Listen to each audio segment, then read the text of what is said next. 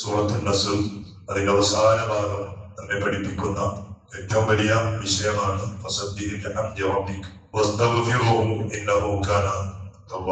എന്ന് പറഞ്ഞാൽ നമ്മുടെ ജീവിതത്തിൽ നഷ്ടപ്പെട്ടു പോയ ഇല്ലാതെയായി പോകുന്ന രണ്ട് വിഷയമാണ് ഹംദും ശുക്റും. സ്തുതിക്കലില്ല, അതുപോലെ അല്ലാഹുവിന് നന്ദി ചെയ്യൽ വളരെ കുറവാണ്. അപ്പോ അതിന്ന് നാം കണ്ടുപഠിക്കേണ്ട ഒരു വിഭാഗമാണ് അറബികൾ എന്ന് പറഞ്ഞാൽ. ഈ രണ്ട് കാര്യങ്ങളും അവരിൽ ധാരാളം ഉള്ളപ്പോ ധാരാളം ദുനിയാവും ആഖിറവും അവർക്ക് അല്ലാഹു തആല കൊടുത്തത്. എന്ത് പ്രതിസന്ധി വന്നാലും എന്ത് ബേജാർ വന്നാലും അവർ അല്ലാഹുവിനെ സ്തുതിക്കും. അൽഹംദുലില്ലാഹ് നമ്മളെ കയ്യിലുണ്ടെങ്കിൽ അജാരെ റാത്തന്നല്ലേ ഇങ്ങനെ പോകുന്ന നമ്മളെ മറുപടി അൽഹംദുലില്ലാഹ്. എങ്ങനെയുണ്ട് ജീവിതം? ഇങ്ങനെ തട്ടിമുട്ടിയിട്ട് പോകുന്ന പറയുന്നത് എത്ര അക്ഷരമുണ്ട് ഇങ്ങനെ പകരമായിട്ട് അതിനേക്കാളും ഷോർട്ടായൊരു പറഞ്ഞു അൽഹംദുലില്ലാഹ്. അറബികളെ ഏറ്റവും വലിയ എത്ര പ്രയാസം വന്നാലും എന്ത് രോഗമല്ല എന്ത് അട്ടി പറഞ്ഞാലും അൽഹംദുലില്ലാഹ് അവരെ ഒഴിവാക്കൂല, നമ്മളോ അത് തൊട്ടു നോക്കൂല. അതുകൊണ്ട് നമ്മുടെ ജീവിതത്തിൽ പരീക്ഷണങ്ങളും ബേജാറുകളും നീങ്ങി പോകാത്തത് ഹംദില്ല, ശുക്രില്ല. പറയേണ്ടവരോട് പറയൂല, ആളുകളോടും ഉസ്താദിനോടും തങ്ങന്മാരോടും ചങ്ങായിമാരോടും നമ്മുടെ ബുദ്ധിമുട്ട് കരഞ്ഞിട്ട് എന്നെ ഇങ്ങനെ പറയും. പറഞ്ഞിട്ട് അവസാനം പറയും ഇത് വായിക്കാവോ കരച്ചനോടും നമ്മുടെ അവസ്ഥ തന്നെയാണ്. നമ്മൾ ചങ്ങായിമാരോടും എല്ലാവരോടും കരഞ്ഞിട്ട് നമ്മുടെ ദുഃഖങ്ങളും പ്രശ്നങ്ങളും പ്രയാസങ്ങളും എന്തെങ്കിലും പറഞ്ഞിട്ട് അവസാനം പറയുന്ന വാക്കാണെന്താ ഇത് വായിക്കും. ഈ കരച്ചില് അല്ലാഹുവിനോടാക്കിയാലോ നമ്മുടെ കൂട്ടുകാരോട് മനസ്സ് ദുഃഖിച്ചുകൊണ്ട് വന്നതുപോലെ നമ്മുടെ കാര്യങ്ങൾ നേരിട്ട് അല്ലാഹുവിനോട് പറഞ്ഞ് ദുആ ചെയ്താൽ എത്ര സന്തോഷമായിരുന്നു. ഇന്നത്തെ കാലം എന്ന് പറഞ്ഞാൽ എന്താ കാലം? ഇന്നത്തെ കാലം നമ്മള് പരാജയം വലിയ വിജയമായി കാണുന്നവരാണ് നമ്മുടെ കൂട്ടുകാർ. നമ്മുടെ പരാജയം എന്താ പറഞ്ഞാൽ നമ്മുടെ ബേജാർ പോയിട്ട് നമ്മുടെ കൂട്ടുകാരോട് പറയുമ്പോ അവന്റെ മനസ്സിന്റെ ഉള്ളിൽ വായി പറഞ്ഞില്ലെങ്കിലും ഉള്ളിലോ പറയും അൽഹംദുലില്ലാഹ്, അവൻ തോറ്റുപോയല്ല അൽഹംദുലില്ലാഹ്. ഒരു ഭയങ്കര ബുദ്ധിമുട്ട് വന്നല്ല പുറത്ത് പറഞ്ഞില്ലെങ്കിലും മനസ്സിന്റെ ഉള്ളിൽ അൽഹംദുലില്ലാഹ് പറഞ്ഞ് ചങ്ങായി പറഞ്ഞു. അപ്പൊ നമ്മളെ പരാജയം കുറെ ആളുകൾക്ക് ഇത് വിജയമാണ്, നമ്മളെ തളർച്ച കുറെ ആളുകൾ ഉയർച്ചയായി കാണാൻ. പോയില്ലേ, ഓ കടക്കാനായില്ലേ, ഓന്റെ ഒങ്ങി പോയില്ലേ, സീതായില്ലേ, സന്തോഷം. എന്തിനായി ഒരവസരം ഉണ്ടാക്കി കൊടുക്കുന്നു? അതിനൊരു അവസരം, അതിനൊരു വഴി എന്തിനാണ് നാം ഒരുക്കി കൊടുക്കുന്നത്? നമ്മുടെ ദുഃഖങ്ങൾ പറയേണ്ടവരോട് പറഞ്ഞാൽ പോലെ നമുക്കൊരു സന്തോഷം വരുമ്പോ അതിന്റെ ആ ഒരു ഹംദ് അർപ്പിക്കുന്നവരോട് അർപ്പിച്ചാൽ പോലെ. അതൊക്കെ നഷ്ടപ്പെട്ടു പോയി. ഹംദില്ലാത്ത കാലാണ്, ശുക്രില്ലാത്ത കാലാണ്. തീരെയില്ല. നിസ്കാരം ശുക്രിന്റെ ഒരു ഭാഗമാണ്. നിസ്കാരം എന്ന് പറഞ്ഞാൽ ഇല്ല, നാട്ടുകാർക്കില്ല. അറബികളെ പോയി കണ്ട് അവരുമായി കൂടി കലർന്ന് പഠിച്ച ആളുകൾ പ്രവാസികൾ. ഇതിപ്പോ നമ്മുടെ സദസ്സിൽ ഇപ്പോഴും പ്രവാസികൾ എന്തുകൊണ്ടാ? അവിടുന്ന് പഠിച്ചത് അറബികളെ കണ്ടു പഠിച്ചു, അവരുടെ സ്വഭാവം കണ്ടു പഠിച്ചു, അവരുടെ വിവാദത്തിൽ കണ്ടു പഠിച്ചു. കാരണം ഏറ്റവും വലിയൊരു ഭാഗമല്ലേ ശുക്ർ.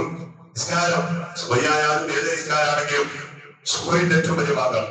നമ്മുടെ ജീവിതത്തിൽ ഇല്ലാതെ പോകാൻ സുബ്ഹാനല്ലാഹ്. അത് കാലം എന്ന് പറഞ്ഞാൽ അങ്ങനെയാണ്. ഹംദില്ലാത്ത ശുക്രില്ലാത്ത കാലം. പറയേണ്ടവരോട് കാര്യങ്ങൾ പറയൂല, പരിശുദ്ധനാക്കേണ്ട അല്ലാഹുവിനെ പരിശുദ്ധനാക്കൂല. ഡോക്ടർമാരടുത്ത് പോയിട്ട് ധാരാളം കരയും, ഡോക്ടർമാരുടെ അടുത്ത് പോയിട്ട് കരയും. ഒരാളുടെ ഡോക്ടറെ പറയാൻ കരയും. ആരോട്? മഹാന്മാരോട്. ഡോക്ടർമാരുടെ അടുത്ത് കെട്ടിവെച്ചതെന്താ? ഒരു സ്വന്തം കഴിവ് കൊണ്ടാണോ നമ്മളെ ഒരു ചികിത്സിക്കാൻ? അല്ലെങ്കിൽ മഹാന്മാരായ ഔലിയാക്കളുടെ അടുത്ത് കെട്ടിവെച്ചിട്ട് എന്തെങ്കിലും ഉണ്ടോ? ഇല്ല. ഡോക്ടറാണെങ്കിലും ഔലിയാണെങ്കിലും വലിയാണെങ്കിലും അല്ലാഹു കൊടുത്ത ആ കഴിവ് കൊണ്ട് അവർക്ക് സഹായിക്കാൻ പറ്റൂ, അല്ലെ? ഏതൊരു മഹാനാണെങ്കിലും സ്വന്തമായിട്ട് ഹബീബായ റസൂലുള്ളാഹി തങ്ങളോട് പറഞ്ഞങ്ങനെയാണ്, അല്ലാഹുവിന്റെ സഹായമില്ലാതെ എന്റെ ഒരു ചെരുവ് വിരല് പോലും അടക്കാൻ എന്നെ കൊണ്ട് പറ്റൂല. അതൊന്നും ചെയ്യൂല. ആ കരച്ചിൽ അല്ലാഹുവിനോട്, അല്ലാഹുവിന്റെ മുന്നിൽ ആ കരച്ചിലില്ല. പറയേണ്ട അല്ലാഹുവിനോട് പറയൂല. ഇന്നത്തെ ഒരു കാലം ഇന്നത്തെ കാലത്തിൽ കൂടുതലായി സിയാറത്തിന്റെ കാലം. വല്ലാത്ത സിയാറത്തിന്റെ കാലം. സിയാറത്ത് നല്ലതാണ്, സുന്നത്താണ്. മഹാന്മാരായ ഔലിയാക്കള് സിയാറത്ത് ചെയ്യൽ സുന്നത്താണ്. പക്ഷെ ആ സുന്നത്തിന്റെ പേരിൽ നിർബന്ധമായ കാര്യങ്ങൾ അത് നീക്കിവെച്ചുകൊണ്ടുള്ള ഒരു സുന്നത്തായ കാര്യം. ഇന്ന് സിയാറത്ത് ടൂർ നടത്തുന്ന 175% ആളുകളും സുബ്ഹാനല്ലാഹ് നിസ്കാരം ഖദാക്കിയിട്ടുള്ള സിയാറത്ത് ടൂറാണ്. ഇതിലെയോ അന്യ പുരുഷനും അന്യ ആളുകളും ഇടകലർന്നിട്ടുള്ള സിയാറത്ത് ടൂറാണ്. ഒരു സിയാറത്ത് ടൂർ പോയിട്ട് ഇങ്ങനെ പറയും, നമ്മുടെ ഓൾ ഇന്ത്യ അല്ലെങ്കിൽ നമ്മുടെ കേരളത്തിലും തമിഴ്നാട്ടിലും അറിയപ്പെടുന്ന സിയാറത്ത് കേന്ദ്രങ്ങൾ അല്ലെ, നല്ലതാണ്, വേണ്ടെന്നല്ല. പക്ഷെ അത് കഴിഞ്ഞ് വരുമ്പോ ഏതോ ഒരു വീട്ടുകാരന്റെ ഭാര്യ, ഏതോ ഒരു നാട്ടിന്റെ ചങ്ങായി, ഓരോ ഒരു കുടുംബം പോലെ പോയിട്ട് വരും. സിയാറത്തിന്റെ ഇടയിൽ ഭയങ്കര സംസാരമാണ്. കുടുംബം പോലെ പോയി വരുമ്പോ അങ്ങോട്ടും ഇങ്ങോട്ടും നമ്പർ കൊടുത്ത്, എന്റെ നമ്പർ ഓക്ക് കൊടുത്ത്, ഓരോ നമ്പർ എനിക്ക് കിട്ടി. ഇതാണ് ഇന്ന് സിയാറത്തിൽ സംഭവിക്കുന്ന ഏറ്റവും വലിയ അബദ്ധങ്ങൾ അല്ലേ? ഇല്ലാന്ന് പറയാൻ പറ്റുമോ? 75% എങ്ങനെയാണ് ഈ സിയാറത്തിന്റെ ഇടയിൽ എത്ര നിസ്കാരങ്ങൾ ഹവായി പോയി, എത്ര നിസ്കാരങ്ങൾ ഒഴിവായി പോയി, എന്തെല്ലാം അനാചാരങ്ങൾ, എന്തെല്ലാം അള്ളാഹു പൊരുത്തപ്പെടാത്ത പ്രവർത്തനങ്ങൾ. എന്തിന്റെ പേര്? ഒരു സുന്നത്തിന്റെ പേര്. സിയാറത്ത് എന്ന ഒരു സുന്നത്തായ പ്രവർത്തനത്തിന്റെ പേരിൽ മഹതിയായ ബീവി ഹബീബായ റസൂലുള്ളാഹി സ്വല്ലല്ലാഹു അലൈഹി വസല്ലം തങ്ങൾ അവിടുത്തെ ആ വീടിന്റെ ഉള്ളിലാണ് ഹബീബായ തങ്ങളുടെ പ്രവാചകൻ. എപ്പോഴും സിയാറത്തിന് പോകും. കുറച്ചു കാലം കഴിയുമ്പോ അതേ വീടിന്റെ ഉള്ളിൽ സയ്യിദുന അബൂബക്കർ സിദ്ദീഖ് റളിയല്ലാഹു അൻഹുവിനെ ദഫൻ ചെയ്തു. ആരാ അബൂബക്കർ സിദ്ദീഖ്? ആയിഷ ബീവിയുടെ ഉപ്പയാണ്. അപ്പൊ ഈ സിയാറത്തിന് പോകും. സ്വന്തം വീട്ടിന്റെ ഉള്ളിലല്ലേ. പിന്നെ കുറച്ച് കഴിഞ്ഞതിന്റെ ശേഷമാണ് സയ്യിദുന ഉമർ ഇബ്നുൽ ഖത്താബ് റളിയല്ലാഹു അൻഹുവിനെ അവിടെ ദഫൻ ചെയ്യപ്പെട്ടത്. അന്യപുരുഷനാണ്. വഫാത്തിന്റെ ശേഷമാണ് ഖബറടക്കി. അന്യപുരുഷനാണ്. രണ്ട് കാണാൻ പറ്റിയ ആണുങ്ങളുടെ മുന്നിൽ കാണാൻ പറ്റാത്ത ഒരു ആണിനെ സയ്യിദുന ഉമർ തങ്ങൾ അവിടെ ദഫൻ ചെയ്തപ്പോ പിന്നെ മഹതിയായ ബീവി ആയിഷ റളിയല്ലാഹു അൻഹ ആ മഹാന്മാരുടെ മുന്നിൽ സിയാറത്തിന് വേണ്ടി പോകുമ്പോ ഹയാത്തുള്ള ഒരു ആണിന്റെ മുന്നിൽ ഹയാത്തുള്ള ഒരു അന്യസ്ത്രീ എങ്ങനെയാണോ ഇറങ്ങിപ്പോകേണ്ടത് ആ ചിന്തയിലല്ലാതെ അതവിലല്ലാതെ സിയാറത്തിന് പോയിട്ടില്ലാതാണ്. എന്തേ? അവിടെ ഒരു അന്യപുരുഷനുണ്ട്. അന്യപുരുഷന്റെ മുന്നിൽ എങ്ങനെ പോകണം ആ രൂപത്തിലല്ലാതെ. ഇവിടെ ഏതെങ്കിലും ദൂരത്തിലല്ല, സ്വന്തം വീടിന്റെ ഉള്ളിലാണ്. സ്വന്തം വീട്ടിന്റെ ഉള്ളിൽ ദഫൻ ചെയ്യപ്പെട്ട ഉമർ ഇബ്നുൽ ഖത്താബ് റളിയല്ലാഹു അൻഹു ഒരു അന്യപുരുഷനാണ്. കാണാൻ പറ്റാത്ത ആളാണ്. അതുകൊണ്ട് അവിടെ സിയാറത്തിന് പോകുമ്പോ ആ പോകേണ്ട ആ ക്രമത്തിൽ പോയി അത് മാതൃകയായി കാണിച്ചത് സയ്യിദത്തുന ബീബി ആയിഷ റളിയല്ലാഹു അൻഹ. ഇന്നോ സുബ്ഹാനല്ലാഹ്, ഇന്ന് സിയാറത്ത് തന്നെ മറ്റും ഏതവസ്ഥയിലാണെങ്കിലും നമ്മുടെ സഹോദരിമാർ വരുന്ന ഒരു കാഴ്ച കണ്ടാൽ നമ്മുടെ അത്ഭുതപ്പെട്ടു പോവുകയാണ്. രാത്രിന്നില്ല, പകരുന്നില്ല, സിയാറത്തുന്നില്ല, മക്കളെന്നില്ല, ഉറൂസൊന്നില്ല, എല്ലാ കാര്യത്തിലും അങ്ങനെയാണ്. അനാചാരങ്ങൾ ഇങ്ങനെ കൂടി വരുന്ന ഒരു കാലം. അല്ലാഹു നമ്മുടെ സമുദായത്തിന്റെ ബോധം തന്നെ. ഇതൊക്കെ പറഞ്ഞു വന്നത് ഏത് മഹാന്മാരായാലും, ഏത് ഡോക്ടർമാരായാലും, ഏത് വലിയവരായാലും അവന് അള്ളാഹുവിന്റെ സഹായം ഇല്ലാതെ ഒരാൾക്ക് സഹായിക്കാൻ പറ്റൂല. അപ്പൊ നാം ചെയ്യേണ്ടത് ആദ്യമായി പടച്ച റബ്ബിന് സമർപ്പിക്കേണ്ട ശുക്റാണ്. അത് ധാരാളം സമർപ്പിക്കാം. അതുപോലെ അള്ളാഹു ചെയ്തു തന്ന നിഅമത്ത്, ആ നിഅമത്തിന്റെ ഹംദ് സമർപ്പിക്കാം. അതാണെന്ന് പറഞ്ഞത് ഫസബ്ബിഹ് ബിഹംദി റബ്ബി, അള്ളാഹുവിനെ സ്തുതിക്കലോടുകൂടി. ഹബീബായ തങ്ങളോടുള്ള കൽപ്പനയാണ്. തങ്ങളോടാണ് പറയുന്നത്, നബിയെ നിങ്ങൾ അള്ളാഹുവിനെ ഹംദ് ചെയ്യലോടുകൂടി അള്ളാഹുവിനെ പരിശുദ്ധരാക്കുന്നില്ലേ. ആ സൂറത്തോടുന്ന ഖിയാമത്ത് നാൾ വരെ വരുന്ന തലമുറയോടും അള്ളാഹുവിന്റെ കൽപ്പനയാണ്. അപ്പൊ നാം ഈ രണ്ട് വിഷയങ്ങൾ നമ്മുടെ ജീവിതത്തിൽ പലപ്പോഴും അറിഞ്ഞിട്ടോ അറിയാതെയോ കൈവിട്ടു പോവുകയാണ്. അത് പാടില്ല. അള്ളാഹുവിനെ നല്ലോണം സ്നേഹിക്കണം. അള്ളാഹു ചെയ്ത നിഅമത്തുകൾക്ക് ധാരാളം എത്ര പറഞ്ഞാലും അൽഹംദുലില്ലാഹ് ചെല്ലിയാലും മതിയാവൂല. നാലും നിഅമത്ത് നാം ആസ്വദിക്കുമ്പോ, അതിന്റെ സന്തോഷങ്ങൾ അനുഭവിക്കുമ്പോ എങ്കിലും അൽഹംദുലില്ലാഹ് ചെല്ലുന്ന ഒരു സ്വഭാവം നമ്മുടെ ജീവിതത്തിൽ ഉണ്ടാകണം. എന്നിട്ടാണ് അള്ളാഹു പറയുന്നത്, ഫസ്തഗ്ഫിറുഹു ഇന്നഹു കാന ഗഫാറ. ഇസ്തിഗ്ഫാർ ഏറ്റവും പുണ്യമുള്ള ഒരു വിഷയമാണ്. അള്ളാഹു താല നമുക്ക് തൗഫീഖ് നൽകട്ടെ.